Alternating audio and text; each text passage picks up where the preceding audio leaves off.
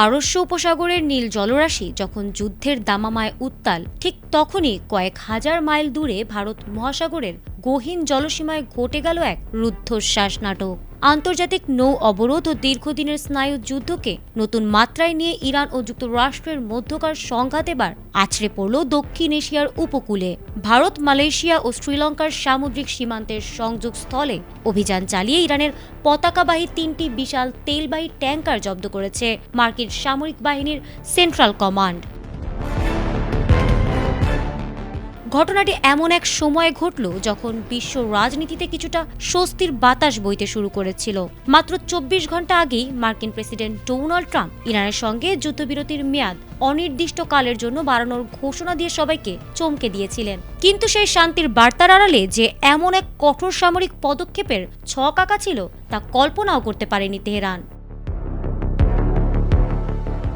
জব্দকৃত জাহাজগুলো হলো deep sea, Sevin এবং দোরেনা। আন্তর্জাতিক শিপিং পর্যবেক্ষণ সংস্থা মেরিন ট্রাফিকের তথ্য মতে সেভিন নামক জাহাজটিতে প্রায় 10 লাখ ব্যারেল অপরিশোধিত তেল ছিল, যা তার মোট ধারণ ক্ষমতার সিংহভাগ।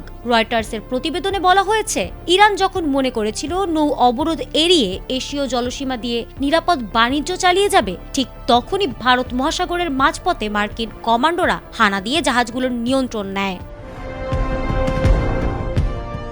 বিশ্লেষকরা বলছেন, এই ঘটনা মধ্যপ্রাচ্যের উত্তেজনাকে এখন ইন্দো প্যাসিফিক অঞ্চলে ছড়িয়ে দিল। একদিকে যুদ্ধবিরতির কথা বলে, অন্যদিকে প্রকাশ্যে জাহাজ জব্দ করার এই বৈপরীত্য বিশ্ব কূটনীতিতে নতুন বিতর্কের জন্ম দিয়েছে। তেহরানের পক্ষ থেকে এখনো আনুষ্ঠানিক প্রতিক্রিয়া না আসলেও ধারণা করা হচ্ছে, এই নৌ দস্যুতার জবাব দিতে ইরানও হয়তো হরমুজ প্রণালীতে পাল্টা কোনো শক্ত পদক্ষেপ নেবে। ফলে খাদের কিনারায় থাকা মধ্যপ্রাচ্য পরিস্থিতি এখন কোন দিকে মোড় নেয় সেদিকেই তাকিয়ে আছে বিশ্ব।